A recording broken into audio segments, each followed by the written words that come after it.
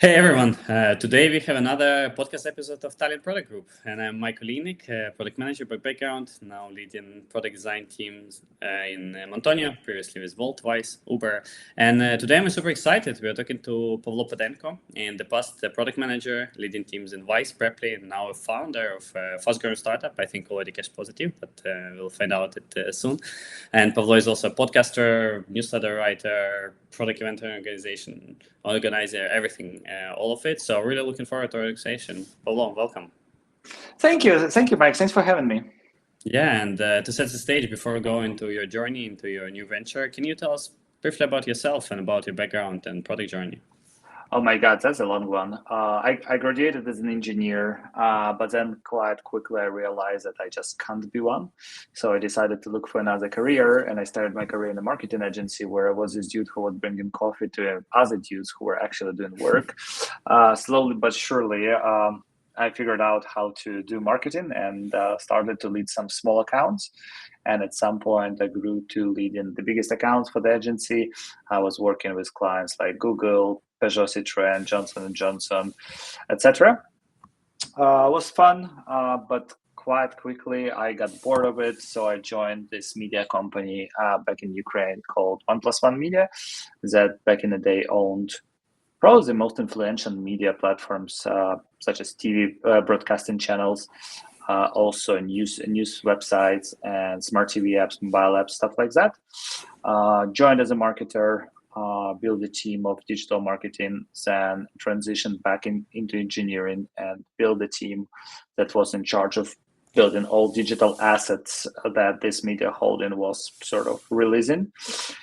And at some point, I was working on a relatively complex thing from the engineer standpoint that was called, oh, well, it doesn't really matter how it was called, but in a nutshell, it was a local Netflix substitute. So we obviously owned a massive media library, and we wanted it to be available to a wider audience. So we were building this platform that included like a content delivery network, that included a content management system, included our own video player, our own ads delivery system, as well as smart TV apps for multiple platforms, including LG, Philips, and Samsung, and also mobile apps for Android and Apple. It was a relatively complex thing for me, who back in the day was not very experienced product and also engineering manager. At some point, my product counterpart from the business was let go, and my CEO back in the day came to me asking if I can launch it. Obviously, I had no idea how to launch a digital product, but that's when I realized that it's not about building solely. You actually need to figure out how to get people's eyeballs on it. We released it. It was a relatively successful launch, mostly not because our product was great, but mostly because we had exclusive rights to stream football, and people were super keen on watching it. And then I joined this company called Setup. Well, it's called MacPaw, and the product they were building was called Setup. It was basically a subscription-based service for Mac software. So imagine if Spotify and App Store had a baby that was something like that, where you go on an app store that was built by this company, and then on this app store you get access to a library of apps bundled into a single subscription. Help them to scale from 0 to 3 million in annual recurrent revenue over 2 years. We were fully bootstrapped, mostly subsidized by another product that this company has built at some point in the past.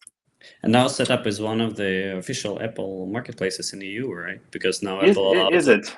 I think so. Because Apple allowed in EU different app stores type of replacement. Right? I think Setup is one of them. So. Oh, probably. Honestly, I've stopped to follow their journey at some point because I just had too much on my plate. But that was a very ambitious team and a very ambitious founder, and I'm sure they're gonna achieve lots of success. But also, it's a relatively complex market to be in. It's like desktop. It's only Mac. Well, nowadays they scaled to iOS as well, which expands their market quite a bit. But in the grand scheme of things, still they're targeting a relatively niche target customer. Anyways, then I moved to China received a scholarship from the University of Shenzhen, built my first startup there. It was called Raply, which was effectively an app for aspiring Chinese rappers to record their first rap song. Sounds super ridiculous when I'm telling anyone about it these days, but back in the day, we thought it was a good idea. And it was cool because it's come solely based on the customer research we've conducted. We talked to these rappers, we went to their studios, we saw their process, and we discovered a few problems they had. One of the problem was that they really hated the way their voice sounds, so they would apply this auto-tuning experience, that auto-tuning filtering that would enhance it. On top of it, they struggled big time to find good beats to perform over. So we partnered with a company that learned how to generate beats based on the library of the beats that was ingested in it, and was back before generative AI became such a hyped word. So anyway, release that failed miserably in China. Somehow started to take off in the US. We moved back to Ukraine, and in the US it was growing quite fast, but we struggled to monetize. And still to this day, this app is available, but we never managed to actually make money out of it. So after both me and my co-founder moved to Preply.com, Preply is probably the largest online tutoring marketplace for language tutoring, mostly focused on languages, mostly focused on English. And I helped them to build their subscription product, which was a big success for a company, and eventually helped them to raise their Series B, which was 40 million back in the day. After that, I moved to Wise. At Wise, I joined firstly as a PM for Western Europe expansion. Then I led Central Eastern Europe expansions. Then I spent a few months in Europe and UK pay-ins. And more recently, I led what is called internally USD to bank accounts outside of the US team. And somewhere around these lines, both me and my co-founder started this business I'm focusing on right now. It's called Mathema. It's basically a STEM learning platform for kids. We now have 11,000 customers from 80 plus countries. We teach in Ukrainian, Polish, and English. We work with 1,100 tutors around the world. And last month, we conducted 49,000 lessons. That's pretty impressive, and yeah, that's definitely going to be the main part of our chat. But maybe you can tell me also about this journey that you had around content, because you started one of the biggest product conferences in Ukraine, one of the biggest podcasts that had, like, I don't know, probably 100 episodes, and this was like many years ago, before this became like a common trend. What led you to start in creating content for product managers? And yeah, like, what can you tell me? Well, that's a great question. So first things first, I think that I really like to organize events, which sounds super silly and cheesy, but I feel like I find a lot of joy in just bringing people together and making them talk to each other. So that was definitely something that drove me to organize events first. And prior to making any commercial outcomes out of my events, I mostly focused on just organizing meetups, and luckily when I worked at MacPop, for instance, they were super happy to sponsor these product events, and they were super happy to just, provide their office facilities, provide drinks and stuff. And I just did it for good vibes, really, just weirdly enjoyed it. And back in the day, also, we're talking about 2016, 2015, product management community was very tight, like a really small one in Ukraine. So people kind of knew each other. They were kind of keen on hanging out with each other, because there was not much resource available, not much material available, and they kind of had to find ways to learn.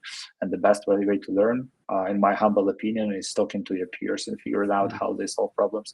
So I was doing that for vibes, but then together with my former colleague Yaroslav, we went to Mind the Product conference in the US. I think, it was in San Francisco. And we basically came back a few days after, and it was his idea. He was like, that was a cool conference. That's what he said. But then he was like, why wouldn't we try to organize something like that in Ukraine?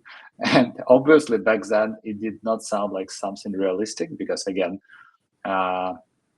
conferences, I would not say they were not good, but I would say they were targeting local market, representing local companies. people who spoke on the stage, they were mostly from the companies based in the region. So when someone comes to you and brings you an ambition of, bringing people from Dropbox, Adobe, Google, whatever, to Ukraine in 2016, it sounded not realistic, to say the least. But then we popped a bottle of wine. And that's literally how it was. We popped a bottle of wine. Whilst having a few drinks, we set up the first version of our website, and also we signed up for a service where you could sell tickets for your events. We put it all together, and we just sent the link to this future event to the audience that we had visiting our meetups. So we sent it, and I think within the next 24 hours, we sold 40 tickets. Nice. And each ticket was around 100 USD, which is, again, not a massive amount of money when you think from the Western perspective. But again, we're talking about Ukraine in 2016. So it was a relatively big financial commitment, and also a good sign of trust, that community kind of trusted us to organize something decent. And we were like, okay, now it's real. We already sold 40 tickets. We now really need to organize it. And luckily, I had experience organizing events in the past, so I knew how to mobilize to mobilize people around the cause. And I was lucky enough to have a few people I used to work with on some events who were willing to participate in the project. So TLDR in 2018, we hosted our first conference, and it was a big success in Ukraine. It was called Growth Marketing Stage. It was targeting marketing folks mostly. We brought folks from Booking. We brought folks from that's a good question. We had someone from HubSpot visiting. We had someone from Skyscanner visiting, speaking on the stage. And back in the day, it was just the biggest event of its kind in our part of the world. And we were organizing them till 2020, I reckon, and I think we stopped just before COVID. Because of COVID mostly. And answering your question about content and the podcast, the way it's all started with the podcast is that we at some point realized that it was one thing to sell 40 tickets, but if we want to fill a 400 people room, we had to figure out how to build a sustainable sort of marketing channel, communication channel with our audience. So what we started to do is that we started to write content for local media, but then quite quickly we realized that no one really covered or worked with this audience. They didn't really target product people. They didn't target marketers. So we had to figure out how to build our own media that would target this particular niche. And that's exactly what we did with the podcast. We were like, okay, let's start a podcast, and hopefully, if we build it, they will come. That was our initial hypothesis. And we were quite lucky, because back in the day, podcasts was still relatively a new thing. And as in for product and marketers, and we managed to kick off from zero to thousands of streams in a relatively quick manner. And still to this day, this podcast exists, even though we are not organizing conferences. It's just, we started it as a marketing tool, but then it's just overgrown the event itself.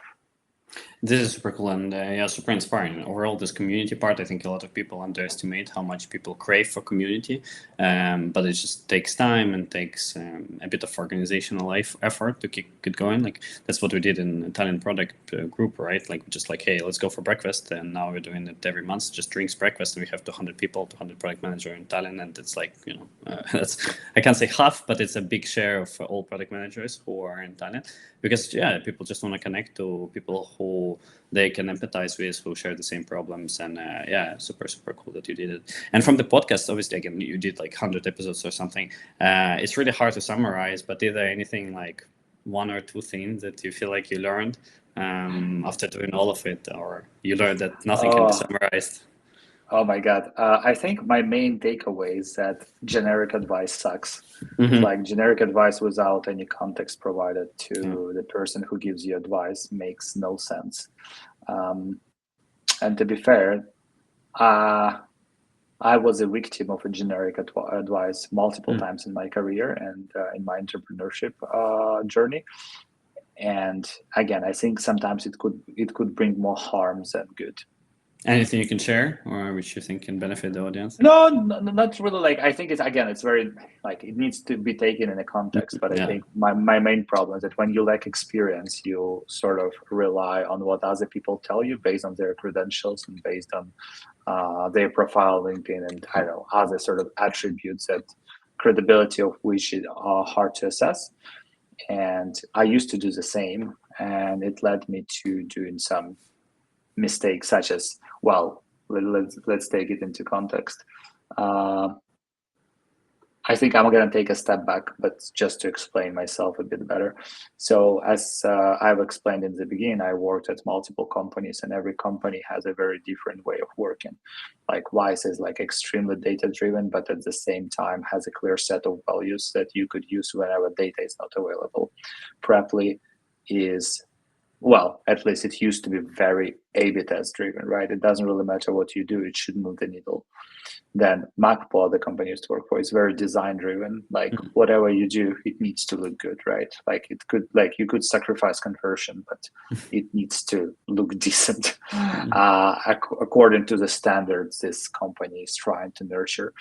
And all these three companies are ridiculously successful, right? All these three companies managed to build products for millions of customers like around the world, and all of them work in a very different way. And well, the mistake I was making is that I will learn about an approach in one company, and I would like learn about an approach from a person who I record a podcast with or who I talk to, and then I would blindly try and I would blindly try to install this process in a new sort of environment without having any previous context on why things work the way they work. So I think trying to sort of blindly change things without understanding the reason behind these things to be assembled in a certain way, that was something that I regret of doing.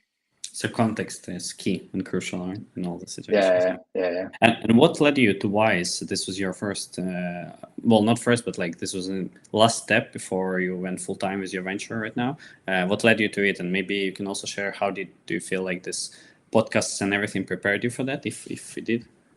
No, I don't think podcast by itself played a crucial role.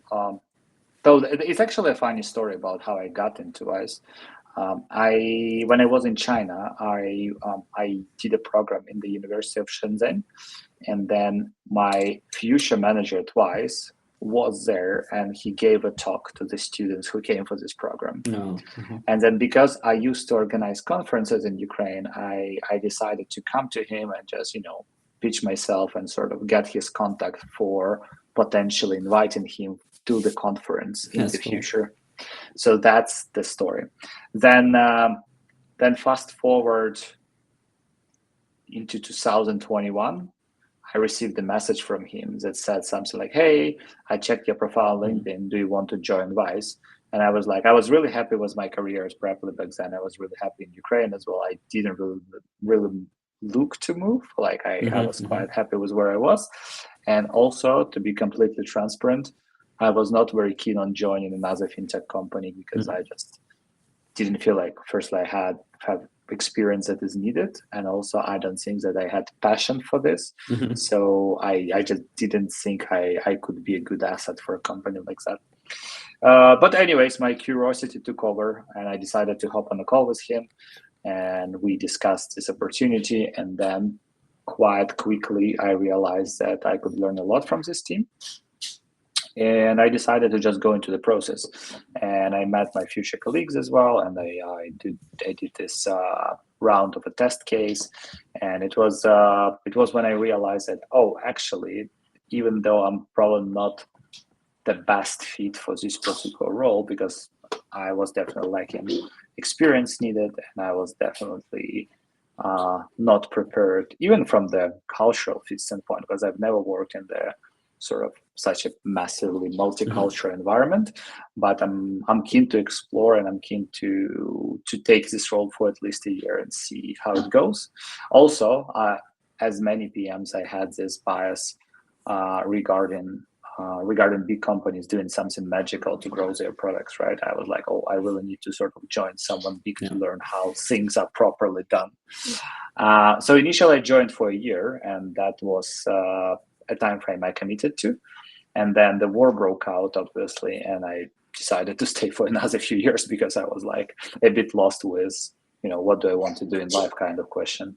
Yeah. And obviously you managed to start Mathema during the time. You already briefly described what Mathema does.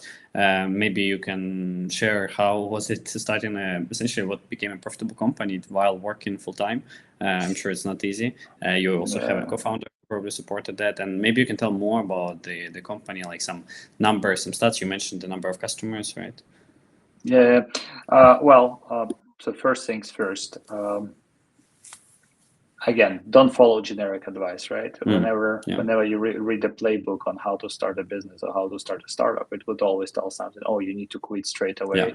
You need to, you need to raise money straight away. You need to make sure everyone is excited about what you're building, et cetera, et cetera. And with our own experience, we've proved all this advice to be slightly upside. I think it could still work for some people, but it doesn't mean that it always works this way.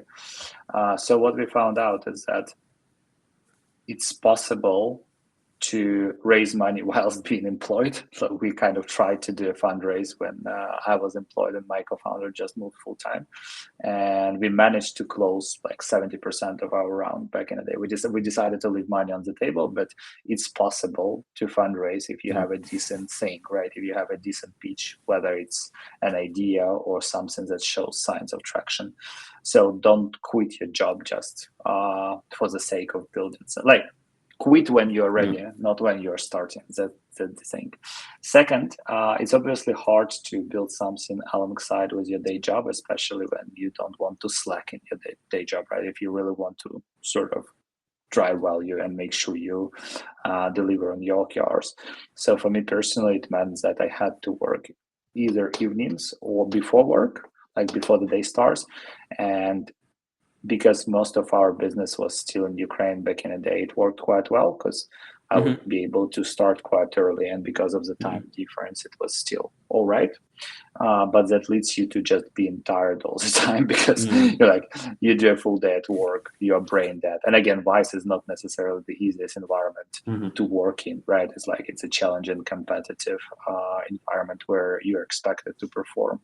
So yeah, it's not easy, but it's possible. And again, if you want to limit your financial risks, which can be translated as making salary whilst your thing is not making any income, it's probably something that you need to do unless you have another sort of source of financial support. And the third thing is that obviously the fact that my co-founder went full-time at some point whilst I was still at Wise helped massively, because then he took over most of the operational burden when I was only involved where I was actually needed. And again, it's not like I magically built it whilst being doing it. I don't think it's possible to build something at that scale whilst being by yourself and whilst being employed full-time. But because my co-founder decided to take this leap a bit earlier on, it's helped massively. Yeah, it's really interesting point on that.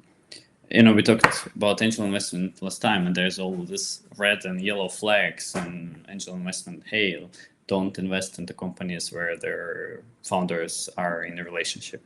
Don't invest into a company where there's no technical co-founder, or if a co-founder is not full-time, but in the end, the execution trumps everything. As in everywhere, right? If you have a great product market fit, it doesn't matter, right? Like you will just show the numbers and people will chase you after the numbers. And maybe we can talk about this. How did you come to a product market fit for your company, and how did you come up with the idea? How did you start it? Yeah. So initially it was not my idea. It was an idea my co-founder came up with. And his speech was very straightforward. He was like, okay, you worked at Preply. Let's build something like Preply, but for mass and for kids. And I was like, okay, sounds like we could jam over it. So we started to work together. And at some point we were generating around 100K monthly GMV, managing like 7,000 lessons a month. And our product was a landing page, a CRM system, and a Google Calendar. Mm-hmm. So that's exactly that's how it's worked, and that's where we realized that we actually need to build something in order to sort of manage all these lessons.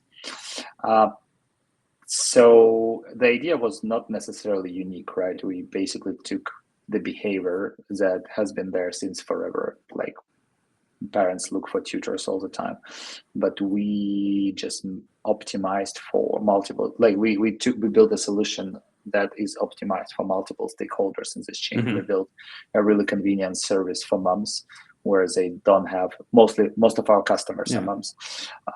We built a service that allows them to have a very stable schedule for their kids. Mm-hmm. So basically, whenever schedule changes, it's on us to make sure that the time slots remain the same, so they don't have to shuffle around with your kids. Because the problems moms have, which we discovered while building this business, is that it's really hard for them to plan kids' itinerary, let's call it this way, where their school would be till 4 p.m. Then at 5 they would have swimming. At 6 they would have whatever singing, and then at 8 they're expected to have mass. And if as a service you screw up to provide a mass lesson within this time frame from 8 to 9, it means that either they need to reshuffle their entire day to find another slot for you, or they need to find another service that is available within this particular time frame. And trust me, I've talked to them multiple times. All of them tell that they would rather change a service, and they would change a tutor or a service or whatever, than they would change a time slot. That's very cool insight. How did you, like, obviously, Vitaly, your co-founder, came to you with an idea, and he was like, how did you try to validate it and found this insight? We were just talking to them. So we started to sell straight away, because we didn't have a product, we didn't have any automated onboarding, nothing. We were not able to onboard customers without talking to them. Still, to a certain extent, it works the same way now. Just our team is way larger, but we would talk to every mom that signs up with us, and then we figure out what matters to them, and then that would inform our product assumptions afterwards. Okay, very, very interesting. And then you obviously have a product management experience, a lot of it from different companies, as well as this podcast and talking to people a lot. And now you're a co-founder, you're a leader of the company. How do you try not to go into each product detail and not micromanage? You have, I think, how many people right now in the company? I would say that it depends on how you count, but the core team is 30 people, right? And then you also sometimes have teachers and stuff, right? Yeah. So how do you bring product management experience in a positive way and not like in a somehow anxiety type of inducing way?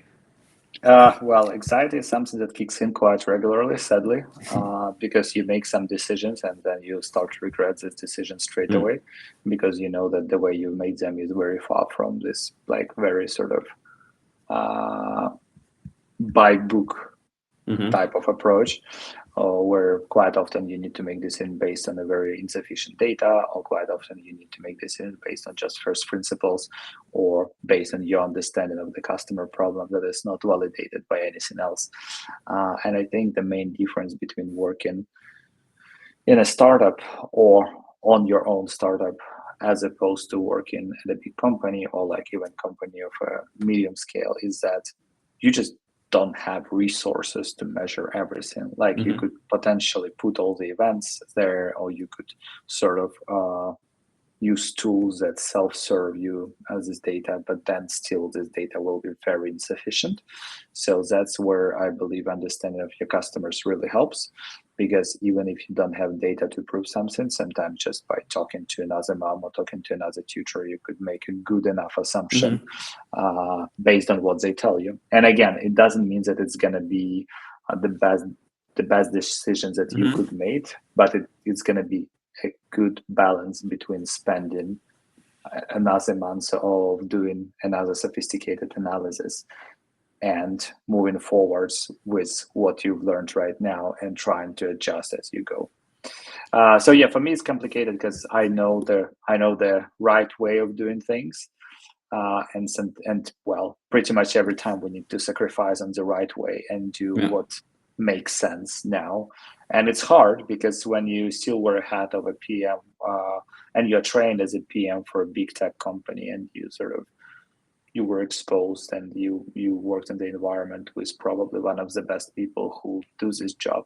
You kind of want to do it the same way, but in your context, again, it's possible that it doesn't really make sense at this particular point of time. We'll get there at some point if we survive, obviously, but I would not say that I'm not overly anxious over our decision-making process. Yeah, fair enough. Do you have other product managers or somebody who's doing like a similar type of decision-making role? No, currently it's me. Okay, so yeah, makes sense. The founders are still doing the product work. So take the full responsibility. Interesting how you would scale We this. used to have a PM. She did really well. She worked with us for almost a year, and she delivered a few features that really required a lot of meticulous work. And we had a really positive experience with working with hired like PMs. But at the same time, at our current level, it feels reasonable for me to be involved, because that helps me to actually understand how it works. Because this product has so many little bits and pieces that I need to keep an eye on, and it helps to understand the greedy, nitty parts of it. And then talking about also the talent and hiring, you like in Wise, you need to hire, and you have like the 7 level of interviews, and you're looking for really strong talent pool. And in a smaller company, you probably have a different employer brand. How do you approach your hiring strategy, and how did Wise and other companies shaped your perception of how to hire for? And now, is it like positive? Is it negative? Douglas, how do you transfer that from bigger companies? Oof, that's a great question. Well, obviously, the way big companies hire is insanely optimized for outcomes, and you need to reach a certain stage, a certain level of stability to be able to afford a recruitment process like that. For instance, Wise, the way Wise normally hires PMs is like 3 levels of interviews, a case study, and then there would be a scorecard for every candidate. There would be anyways, it's a lot of work. There will be grading and leveling of every candidate, and it's very well established. We don't have any of those. So the way it works in our case is that we try to understand the scope we are hiring for very deeply, like in a great level of details, because the biggest mistakes in hiring we've done were mostly because we didn't really understand what this person needs to be doing day to day.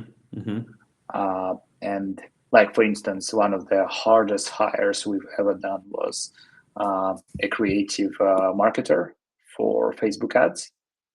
And we were just not able to understand what their job was. So my co-founder decided to learn how to do it himself.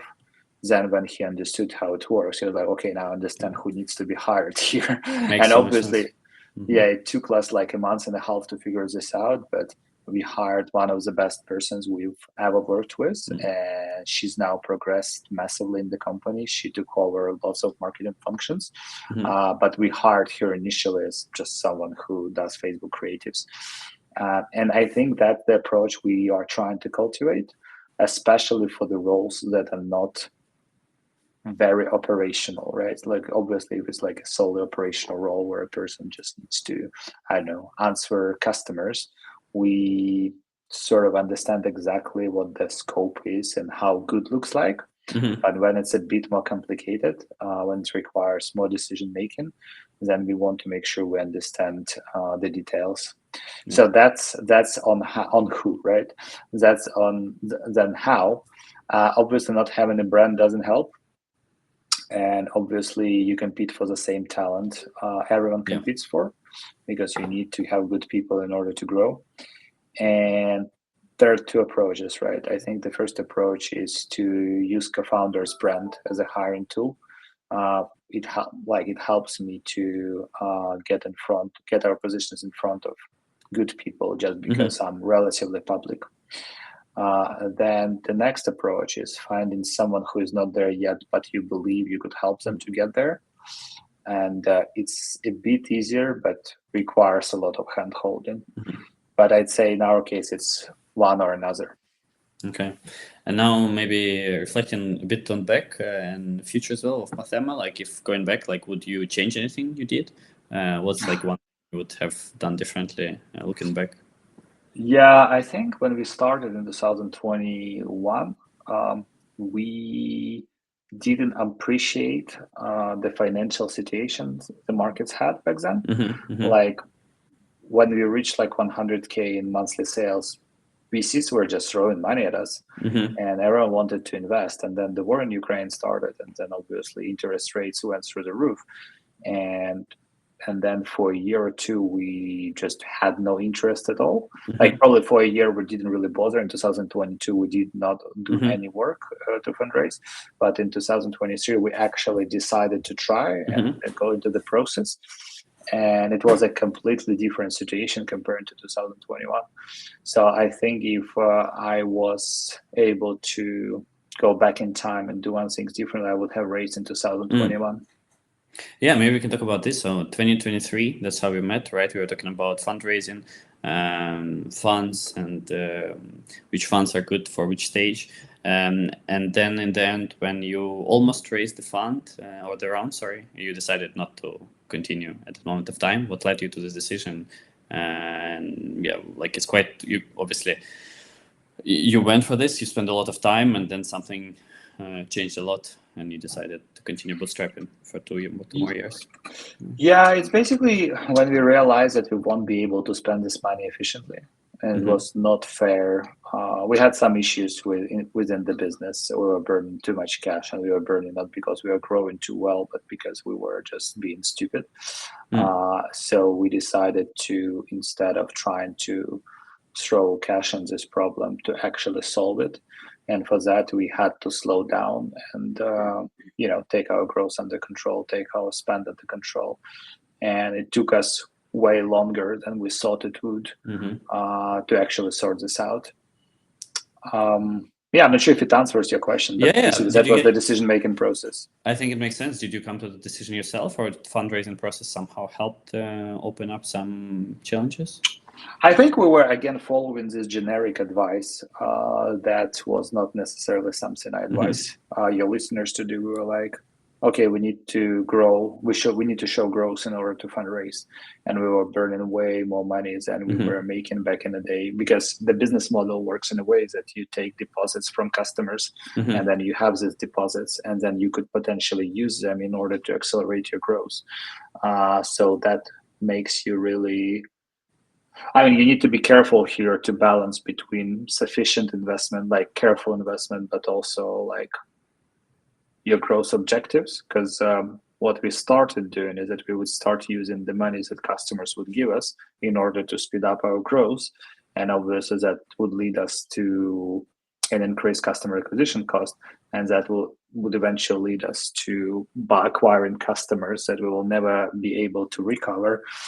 And that's exactly where we found ourselves. We were just burning cash. We were showing some signs of growth, but it was not necessarily the same level of growth that would excite potential partners.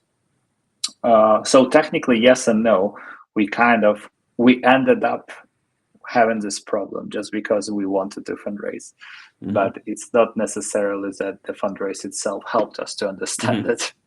Understand. And now, judging from your tone of voice, you feel like you may be coming back to the journey of fundraising, yeah? We are actively considering this. The thing is, we're doing quite well on the markets where we exist, right? We're now in Poland and Ukraine, and as in like our supply base is both in Poland and Ukraine, and it works quite well for us, but we want to scale to more markets. And it's gonna require sufficient investment, substantial investment from our end. And for that to happen, we need to make sure that we either sequence our growth in a way where we can spend our own money on that, or we have a partner who could subsidize it. At this stage, we are leaning towards taking a financial partner, but this plan is still in the works. Makes sense. So potentially back to this plan, but still, a lot of things to decide. And if there's a lot of advice on this, but then obviously the generic advice. If you would summarize the benefits of VC model and bootstrapping for yourself, like how do you usually see those for the audience? I worked at both VC and bootstrap companies, and And again, I think Vice is a bit of a different example because when I joined, it was a post-IPO company. And I think post-IPO companies is a beast by itself, right? So let's compare Preply to Mathema. I feel like what venture funding really does to you, it gives you this potential credibility and this potential sort of sign for your future employees that, hey, it could be a big thing. This equity could actually be worth something. So I'd say that mostly what we see sort of back in Beige provides you is an ability to tap into talent pools that is a bit more hungry than talent pools that targets bootstrapped companies. Because normally bootstrap companies just pay better salaries, but give no equity, when VC-backed companies normally pay like good salaries, but your main compensation comes from the future equity. So to be fair, from my experience working at Preply and at Mathema, I'd prefer to work in the environment where I'm surrounded by people who are a bit more hungry. And for that, we need to make sure that first we have resources to acquire these people. Second, we need to make sure that these people have a substantial reason to stay with us. Very well said. Yeah, I think it's a really good description of a core difference of the models, indeed. And again, talking about generic advice, but still from your side, any advice you would give to PMs who want to start something on their own? Like, how would you approach it? And yeah, anything you can share with us on this one? Yeah, that's a great question. I think as PMs, I think we tend to overthink and overcomplicate decision making.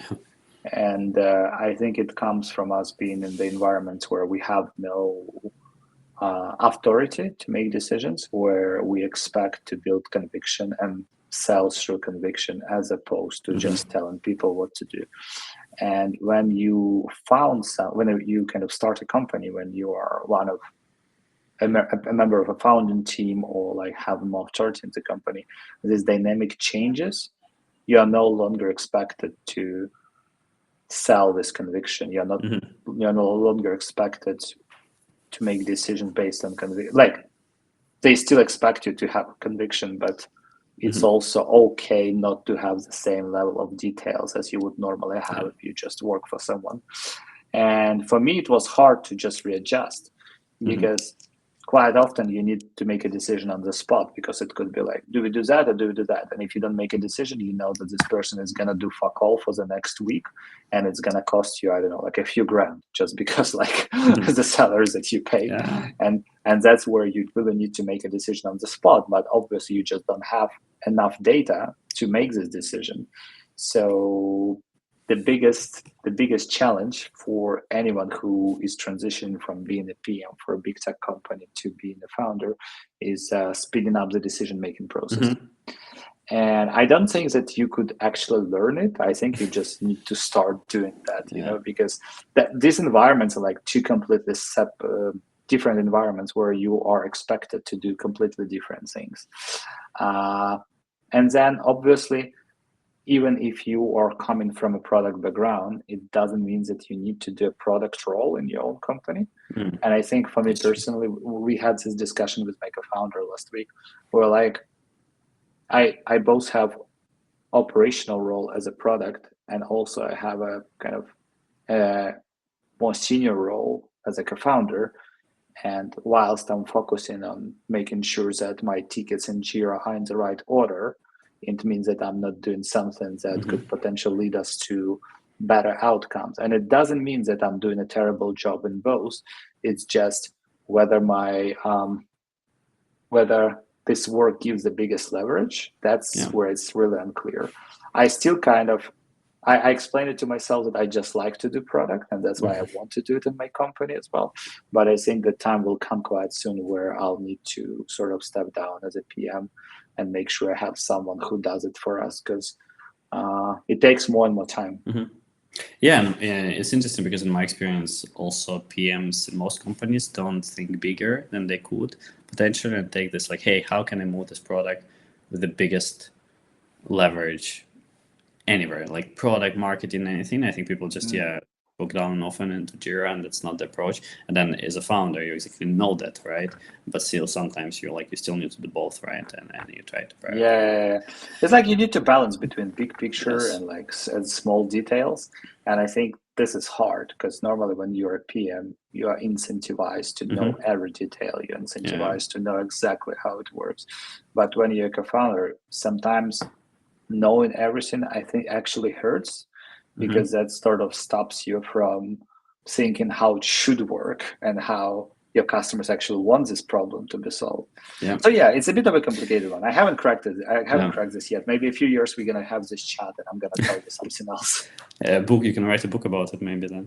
Yeah. In general, I also have the same feeling that I try to advise companies not to hire PMs too early, because you cannot outsource this conviction and decision making early on from the founders, right? You can't hire somebody from the street and just let them, hey, lead us towards the right discovery process and stuff. It becomes more of a project management job early on, and I think this conviction is just too crucial. But Pavlo, wrapping it up, anything you feel like I haven't asked you? Any last word of advice for product managers?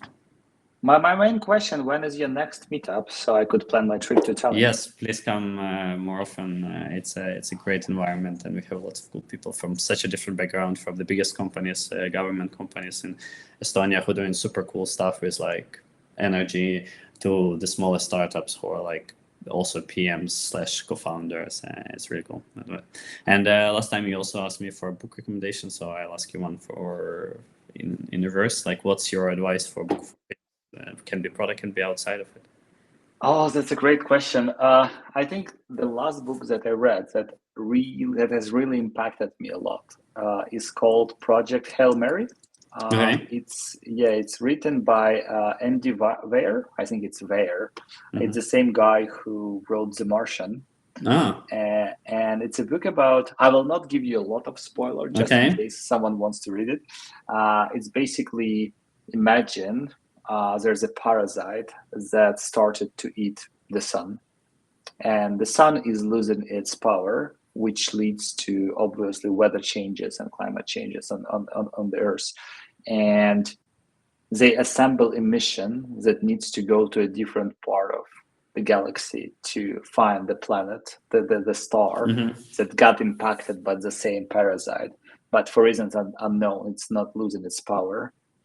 And this story is so incredible, and it's a sci-fi setting, but it's ultimately about how different cultures talk to each other and how different cultures solve problems together. And it could be a very sort of productive way of collaboration, but it could also be a very destructive way of collaboration. And I think it's definitely something that I've read recently that I could recommend to a lot of people. But on the silly note, there's one book that I read, and if you really want to get a motivational boost, you should give it a shot.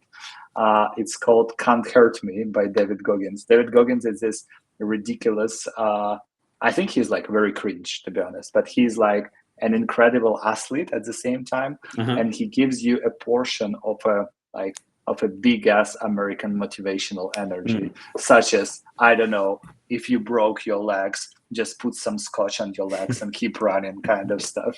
And when I read stuff like that, it first makes me cringe, but then I'm like, you know what? Maybe that's exactly the approach I need to be taking. It's if it hurts, it doesn't mean I need to abandon it. If it hurts, maybe I should just keep going. Exactly, and it helps you to take their perspective, even if you don't always and fully believe it, right? So, Can't Hurt Me and Project Help Me, right? Yeah. Awesome. I'll definitely let you know if somebody will approach me and tell me that they read this book because you recommended it. And let me know if you guys read it. Let me know. Find me on LinkedIn and just send me your review on the book. And definitely subscribe to Pavlo's newsletter and podcast. It's pretty amazing, and it covers a lot of topics as well. And thanks so much for sharing your journey. And I hope we'll have more entrepreneurs coming from product managers for sure. Yeah, I hope so as well. Good luck, guys. Mike, thanks for having me. Same. Thank you. Bye.